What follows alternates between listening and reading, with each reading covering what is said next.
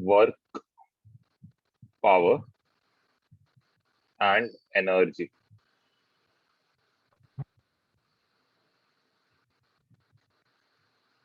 Okay अब सबसे पहले चीज हम लोग वर्क क्या है ये जरा डिफाइन करते हैं। तो इसमें लिखना a force will do some work if there is displacement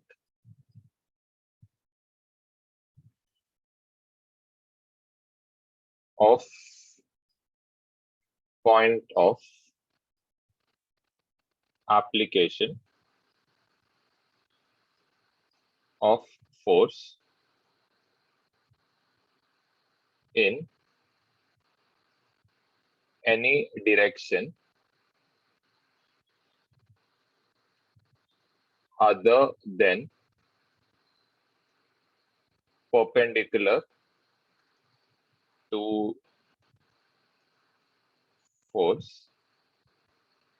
ठीक है अब इसका क्या मतलब है, जैसे कि सपोज लेट से हम लोग क्या कर रहे हैं, ये पॉइंट पे फोर्स अप्लाई कर रहे हैं।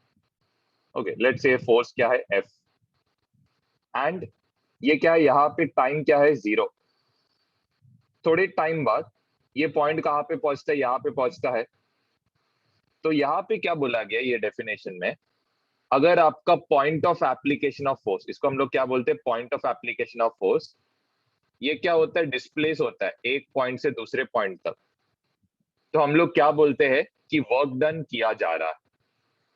ठीक है वापस रिपीट करता हूं, यहाँ पे अगर आपका point of application of force एक पॉइंट से दूसरे तरफ जा रहा है, ठीक है, तो यहाँ पे क्या हो गया डिस्प्लेसमेंट हुआ है। जब भी डिस्प्लेसमेंट होता है point of application of force पे तो हम लोग क्या बोलते हैं वर्क डन होता है। तो यहाँ पे दो रिक्वायरमेंट्स है जो आपको ध्यान देना है। तो यहाँ पे लिखना रिक्वायरमेंट्स, सबसे पहला रिक्वायरमेंट लिखना यहाँ पे फोर्स रहना चाहिए, अगर फोर्स नहीं रहेगा तो वर्क डन नहीं होगा। अभी सेकंड जो है, second is displacement of object in any direction, मतलब कोई भी डायरेक्शन में चल जाएगा, सिवाय क्या यहाँ पे बस एक ही डायरेक्शन में बस वो रहना नहीं चाहिए। तो लिखना except perpendicular to the force. ठीक है वापस रिपीट करता हूं, यहाँ पे आपका point of application of force पे कोई भी डायरेक्शन में डिस्प्लेसमेंट हुआ तो भी चल जाएगा, सिर्फ यहाँ पे जो भी डिस्प्लेसमेंट है दैट इज ds, ये क्या नहीं रहना चाहिए परपेंडिकुलर नहीं रहना चाहिए। अगर आपका फोर्स और डिस्प्लेसमेंट परपेंडिकुलर रहेगा तो आपका वर्क डन क्या रहेगा 0। तो ये चीज पे जस्ट ध्यान देना। तो फर्स्ट चीज क्या है, एक फोर्स रिक्वायर्ड रहना चाहिए।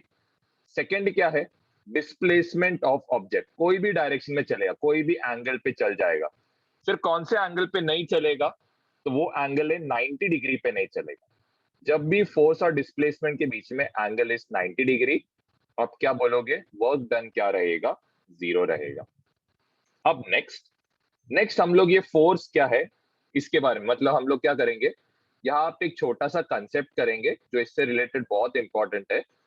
दैट इज लेट से हम लोग का डिस्प्लेसमेंट कहाँ पे हो रहा है, इस तरफ हो रहा है, एंड लेट से फोर्स हम लोग कहाँ पे अप्लाई कर रहे इस तरफ, एंड इन दोनों के बीच में एंगल कितना है, इट इज थीटा। ओके अब ये ds क्या इंडिकेट करेगा कि डिस्प्लेसमेंट क्या है, एक स्मॉल डिस्प्लेसमेंट है यहाँ पे। अब हम लोग क्या करेंगे यहाँ पे डिस्प्लेसमेंट का दो कंपोनेंट्स लेंगे। एक हम लोग क्या करेंगे डिस्प्लेसमेंट जिसके साथ एंगल बना रहा है, ये क्या रहेगा it will B ds cos theta रहेगा। डिस्प्लेसमेंट जिसके साथ एंगल नहीं बना रहा है वो क्या रहने वाला है, it will B ds sin theta.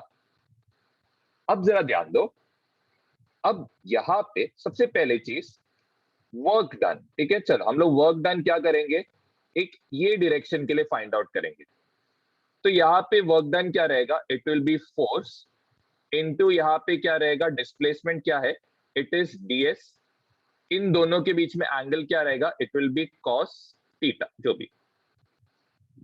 अब नीचे के पार्ट पे, अब नीचे के पार्ट पे क्या होएगा, तो यहाँ पे जरा ध्यान देना, यहाँ पे वर्क डन क्या रहेगा, force into displacement is what, it is ds sine theta.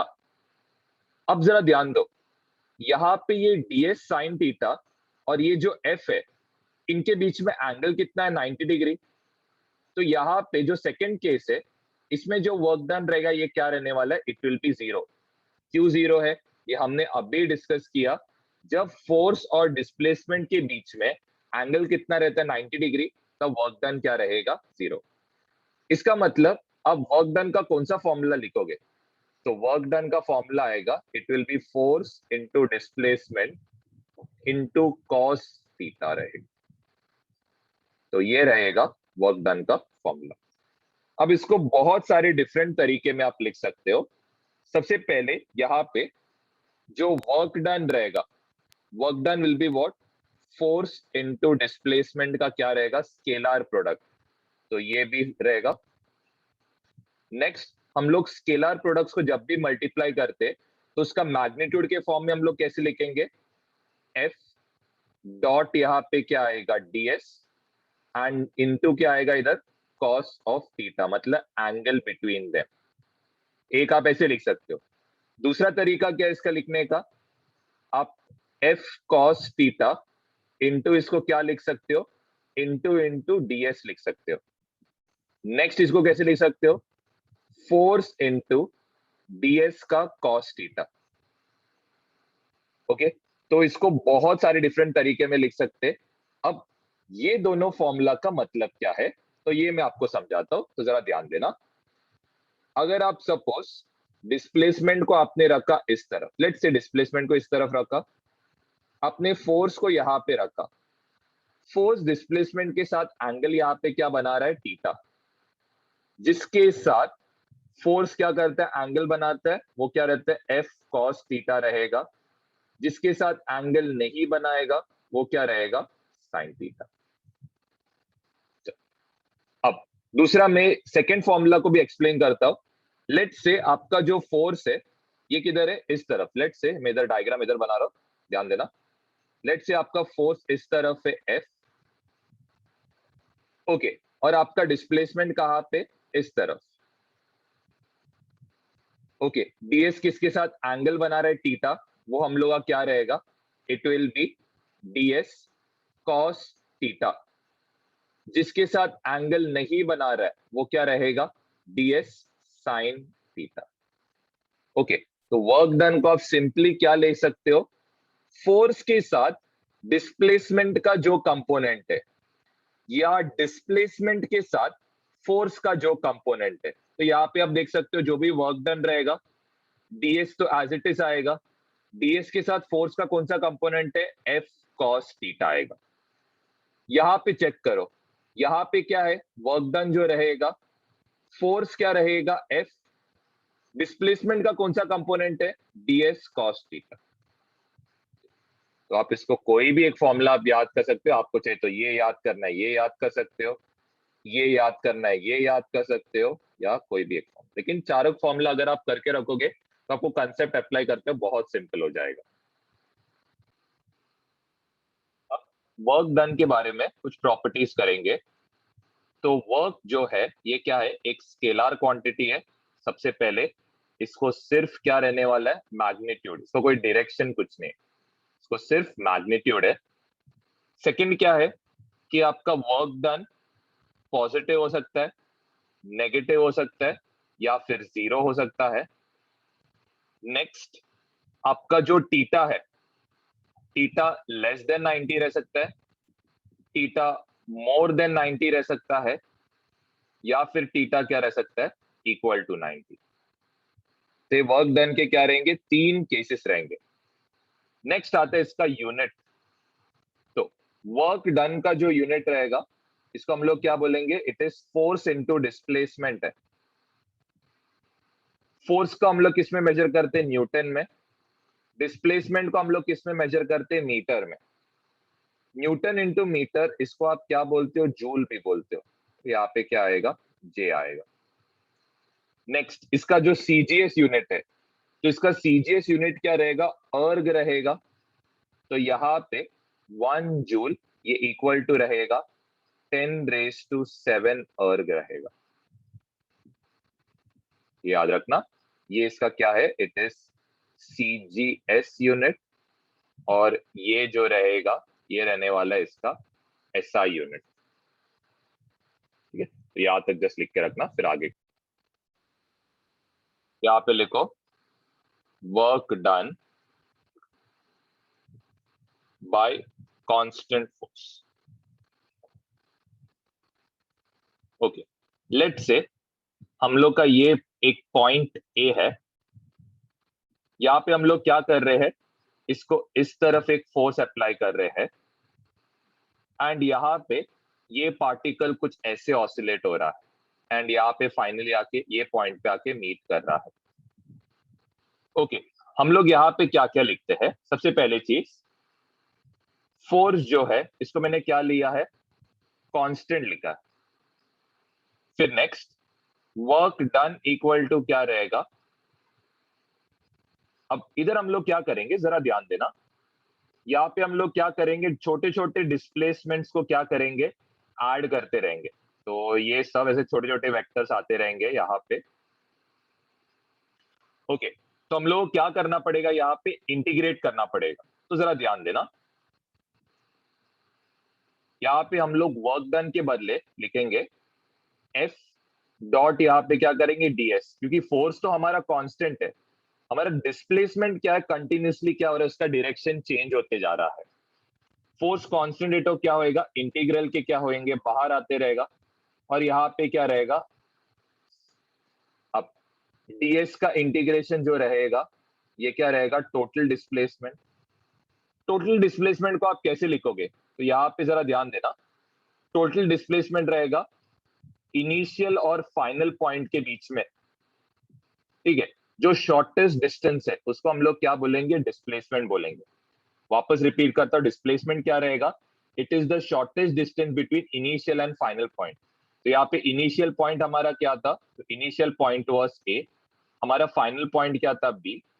ये आपका क्या रहेगा, एस वेक्टर रहेगा। ओके, और इन दोनों के बीच का एंगल, तो यहाँ पे इन दोनों के बीच का एंगल क्या रहेगा, तो यहाँ पे आप सिंपली क्या लिख सकते हो, वर्क डन इक्वल टू क्या रहेगा, F S cos theta. Okay, एक छोटा एक सम करते तो आपको बेटर आइडिया मिलेगा कि करना क्या करके। लेट्स से ये एग्जांपल में आपको फोर्स का वैल्यू दिया है, it is 2i cap plus 3j cap minus 4k cap. यहां पे बोला गया initially the particle was at, यहां पे दिया है 1,2,5 एंड फाइनली रीचेस, यहां पे दिया है 2,5,-1। Calculate the work done. तो ये हमें पूछा गया क्वेश्चन। अब कैसे इसको सॉल्व करोगे, तो सबसे पहली चीज हम लोग क्या करते, वर्क डन का फॉर्मूला लिखते। तो वर्क डन का फॉर्मूला क्या रहेगा, इट विल बी एफ, और यहाँ पे क्या आएगा, इनटू डिस्प्लेसमेंट आएगा। ओके, अब नेक्स्ट, हमारा फोर्स को तो वेक्टर फॉर्म में दिया है, हमें डिस्प्लेसमेंट को वेक्टर फॉर्म में लिखना है। तो डिस्प्लेसमेंट, इसको क्या करेंगे, फाइनल डिस्प्लेसमेंट माइनस यहाँ पे क्या आएगा, इनिशियल डिस्प्लेसमेंट। ओके, फाइनल वाला जो है इसको हम लोग वेक्टर फॉर्म में लिखते हैं। तो ये आपका एक्स कोऑर्डिनेट रहेगा, वाई कोऑर्डिनेट रहेगा, जेड कोऑर्डिनेट रहेगा। एक्स कोऑर्डिनेट को डायरेक्शन के इसमें हम लोग कैसे लिखते हैं, या वेक्टर फॉर्म में कैसे लिखते हैं, आई कैप के साथ। तो यहाँ पे आएगा 2i कैप प्लस यहाँ पे आएगा 5j कैप माइनस यहाँ पे आएगा k कैप माइनस इनिशियल क्या था, तो ये आपका x का काम कर रहा है, y का काम कर रहा है, z का काम कर रहा है, तो यहाँ पे रहेगा 1 i cap plus 2 j cap plus 5 k cap. Okay, तो यहाँ पे क्या आएगा 2i माइनस 1, तो ये क्या आएगा 1 i cap, 5j minus 2j, तो ये कितना आएगा प्लस 3j कैप, माइनस के माइनस 5k, तो ये कितना आएगा माइनस 6k कैप। अब नेक्स्ट, फोर्स का वैल्यू क्या था वेक्टर फॉर्म में, it is 2i cap plus 3j cap minus 4k cap. S vector क्या था, तो इधर था 1i cap plus 3j cap minus 6k cap. अब इन दोनों का मुझे क्या करना है, डॉट प्रोडक्ट लेना है। डॉट प्रोडक्ट लेते वक्त i को i के साथ, j को j के साथ, k को k के साथ, तो 2 इंटू 1 यहाँ पे कितना आएगा 2, 3 इंटू 3 कितना आएगा यहाँ पे 9, माइनस इंटू माइनस क्या होएगा प्लस, 4 इंटू 6 कितना होएगा 24, तो वर्क डन कितना आएगा, it will B 35 joule. Work done by gravity. Okay, अभी वर्क डन बाय ग्रेविटी आप कैसे करोगे, तो सबसे पहले चीज लेट्स से यहाँ पे क्या रहेगा, एक मास रहेगा, ये कौन से सरफेस पे, एक इंक्लाइंड सरफेस पे, ऐसे सोचो। ठीक है, यहाँ पे हम लोग ये मास को हम लोग एक रेड कलर के साथ बताते हैं। ये फाइनली कहाँ पे आता है, फाइनली ये पॉइंट पे आ जाता है। यहाँ पे इसका जो एंगल है ये क्या है, थीटा है। ओके, अब ये आपका क्या है, ओरिजिन है। ये डिस्टेंस को आप क्या लोगे, यहाँ पे आपका एक्स कोऑर्डिनेट क्या है 0, इधर आपका वाई कोऑर्डिनेट क्या रहेगा, y रहेगा। ये पॉइंट पे आपका एक्स कोऑर्डिनेट क्या रहेगा x, वाई कोऑर्डिनेट क्या रहेगा 0। ठीक है, ये आपका क्या है, इनिशियल पोजीशन है, और ये आपका क्या है, फाइनल पोजीशन। इस तरह जो डिस्प्लेसमेंट है या ये डिस्टेंस जो है, इसको हम लोग क्या लेंगे x। इस तरह जो डिस्टेंस है इसको हम लोग क्या लेंगे y। ओके, अब इस पे कौन सा फोर्स एक्ट करेगा, इसको कुछ ना कुछ मास रहेगा। इसका मास कहाँ पे एक्ट करेगा, नीचे के तरफ एक्ट करेगा, तो यहाँ पे रहेगा mg। ओके, हम लोग क्या करेंगे, वर्क डन ढूंढेंगे। तो वर्क डन क्या रहने वाला है, it will B force into displacement. Okay, force क्या है, mg। कहां पे एक्ट कर रहा है, y डायरेक्शन में, लेकिन कहां पे नीचे, तो y डायरेक्शन को वेक्टर फॉर्म में आप कैसे लिखते हो, j कैप लिखते हो, लेकिन नीचे जा रहे हैं इसीलिए यहाँ पे क्या आएगा, माइनस j कैप से मल्टीप्लाई करना है। नेक्स्ट आते हैं ds। ds में फाइनल पॉइंट क्या है, तो यहाँ पे फाइनल पॉइंट क्या है, x, तो यहाँ पे क्या आएगा, it will B x i cap plus 0 j cap. ये आपने लिखा, माइनस इनिशियल पॉइंट, तो इनिशियल पॉइंट क्या रहेगा, इनिशियल पॉइंट तो ये है, इसको आप वेक्टर फॉर्म में कैसे लिख सकते हो, 0 i cap plus y j cap. Okay, अब ये कितना होएगा, this will be minus mg into J cap. यहां पे ब्रैकेट में ये क्या रहने वाला है, it will B x i cap minus y j cap होगा। चलो ये भी हो गया। अब ये दोनों क्या है, डॉट प्रोडक्ट है, तो डॉट प्रोडक्ट में हम लोग सिर्फ j को j के साथ ही मल्टीप्लाई करेंगे। तो यहाँ पे सबसे पहले माइनस इंटू माइनस क्या होएगा, प्लस mg इंटू वाई क्या होएगा, mgy होगा, और j इंटू जे क्या होता है, 1 होता है। चलो, ये हमने क्या किया, ये फॉर्मूला कब एप्लीकेबल है, व्हेन बॉडी इज मूविंग, किधर से किधर जा रहा है, तो ऊपर से नीचे आ रहा है, moving from top to bottom. अब हम लोग क्या करेंगे, बॉडी कहां से कहां जा रहा है, नीचे से ऊपर जा रहा है। ठीक है, अब नेक्स्ट पार्ट के लिए हम लोग करेंगे। अभी हम लोग का बॉडी किधर है, इधर, ये आपका क्या है, इनिशियल है, एंड ये वाला जो पार्ट है ये क्या है, फाइनल है। ओके, यहाँ पे ऑफ कोर्स जो वेट रहेगा ये कहाँ पे एक्ट करेगा, नीचे एक्ट करेगा, तो ये क्या रहने वाला है, mg।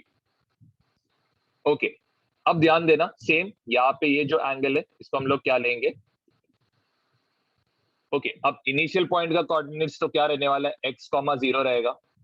फाइनल पॉइंट का कोऑर्डिनेट्स क्या रहेगा, 0, y रहेगा। सेम वे ये जो डिस्टेंस है ओरिजिन से, इसको हम लोग क्या लेने वाले, x लेने वाले हैं। यहां से यहां तक का जो डिस्टेंस है इसको हम लोग क्या लेंगे, y लेंगे। चलो वापस, वर्क डन इक्वल टू क्या रहेगा, it will B force into displacement रहेगा। आपका फोर्स जो है mg कहाँ पे एक्ट कर रहा है, नीचे, तो यहाँ पे mg आएगा और यहाँ पे क्या आएगा, माइनस जे कैप। ये हो गया। नेक्स्ट यहाँ पे इट इज ds। तो इनिशियली ये पॉइंट था, हम लोग क्या करते हैं, final displacement minus initial displacement. तो फाइनल तो ये है, इसको वेक्टर फॉर्म में कैसे लिखोगे, तो यहाँ पे 0, x को हम लोग कैसे रिप्रेजेंट करते हैं, आई कैप, प्लस यहाँ पे आएगा y, इधर क्या आएगा, जे कैप आएगा, माइनस यहाँ पे ये रहने वाला है x कोऑर्डिनेट, तो ये क्या आएगा, x आई कैप रहेगा, फिर प्लस यहाँ पे क्या आने वाला है, 0 जे कैप,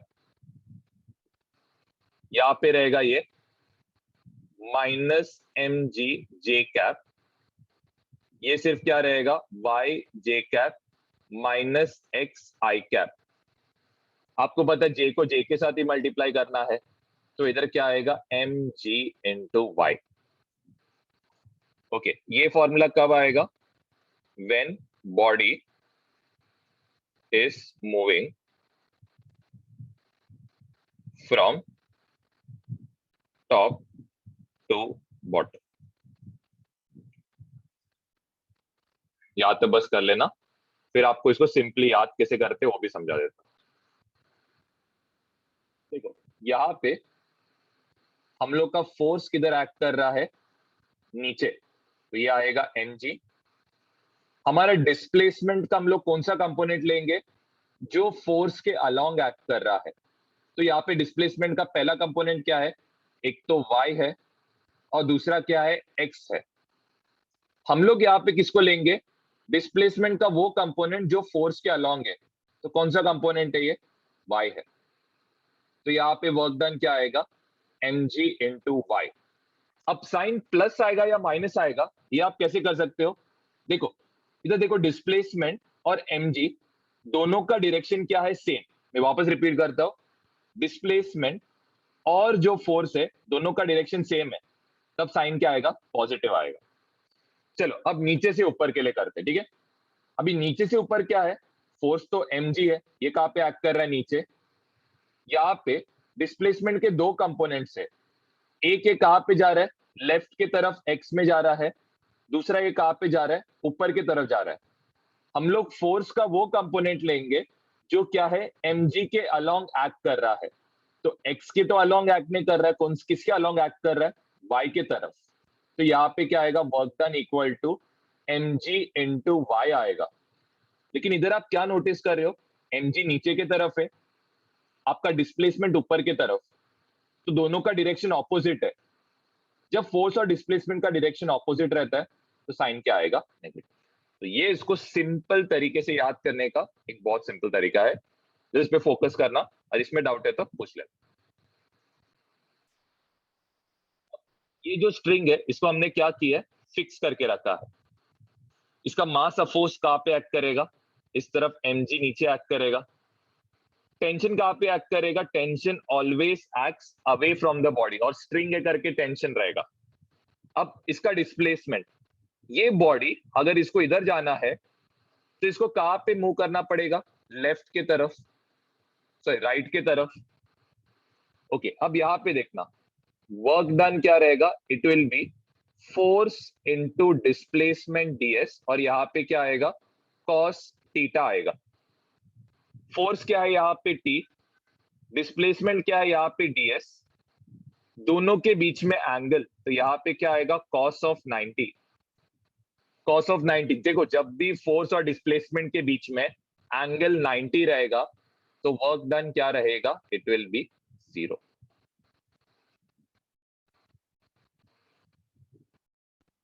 अब बॉडी यहाँ पे पहुंचा है तो उसका टेंशन कहाँ पे रहेगा, इस तरफ रहेगा, अवे फ्रॉम द बॉडी हमेशा टेंशन एक्ट करता है।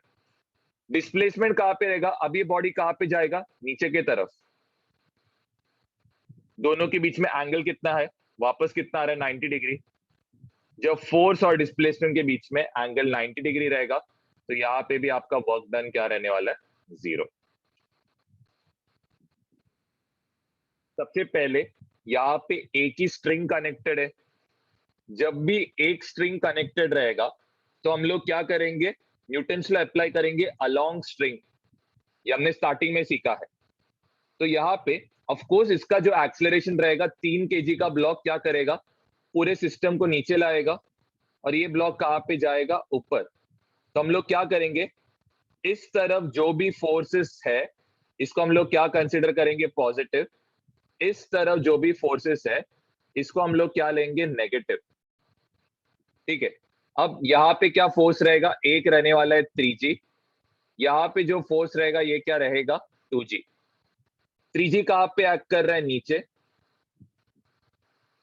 नेक्स्ट क्या है, यहाँ पे जो टेंशन T है और इधर का टेंशन T एक दूसरे को क्या करेगा, कैंसिल आउट कर देगा।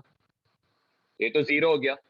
अब ये जो 2G है ये क्या करेगा, इसको राइट के साइड घुमाएगा, मतलब नेगेटिव के साइड घुमाएगा। तो यहाँ पे क्या आएगा, -2G आएगा, इक्वल टू टोटल मास कितना है, 3 + 2 विच इज 5, इंटू यहाँ पे क्या आएगा, एक्सलरेशन A। हम लोग को एक्सलरेशन A ढूंढना है। तो 3G - 2G कितना होएगा, इट इज बेसिकली 30 - 20, तो ये कितना आएगा, 10 अपॉन यहाँ पे कितना आएगा, 5। तो आपका एक्सलरेशन कितना है, तो आपका एक्सलरेशन इज 2।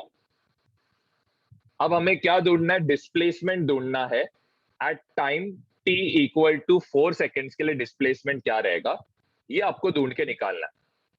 तो कैसे आप कर पाओगे, तो ध्यान देना, हम लोग काइनेमैटिकल इक्वेशन यूज करेंगे। कांस्टेंट एक्सीलरेशन है तो काइनेमैटिकल इक्वेशन s = क्या आएगा, ut प्लस हाफ at²।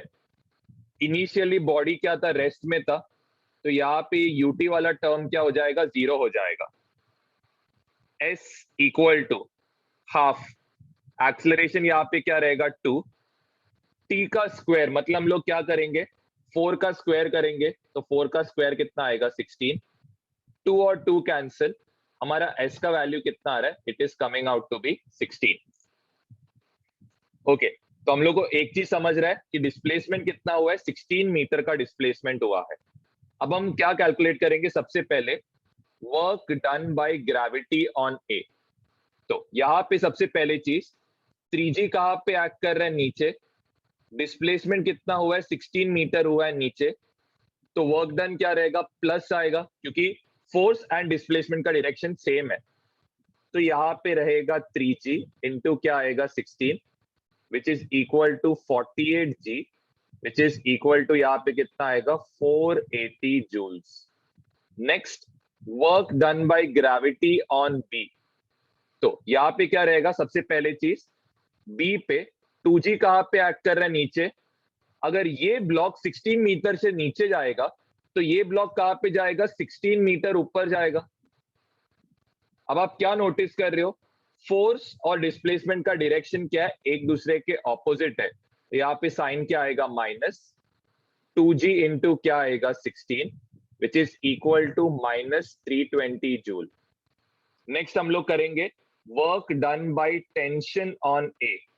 अब ए पे टेंशन कहाँ पे एक्ट करेगा, ऊपर के तरफ। डिस्प्लेसमेंट कहाँ पे हो रहा है, 16 मीटर नीचे के तरफ। तो यहाँ पे ये कितना आएगा, it will be t into 16। तो आप क्या करो, न्यूटन्स लॉ से टेंशन का वैल्यू ढूंढ के निकालो और उसमें सब्स्टिट्यूट कर देना। वैसे work done by tension on B, यहाँ पे t कहाँ पे एक्ट कर रहा है, ऊपर। डिस्प्लेसमेंट कहाँ पे हुआ है, 16 मीटर ऊपर की तरफ हुआ है। तो ये क्या होएगा, प्लस t इंटू 16 होएगा। यहाँ पे क्या रहेगा, -t इंटू 16 जूल। तो टेंशन जस्ट न्यूटन्स लॉ से आप क्या करना, ढूंढ के निकाल लेना।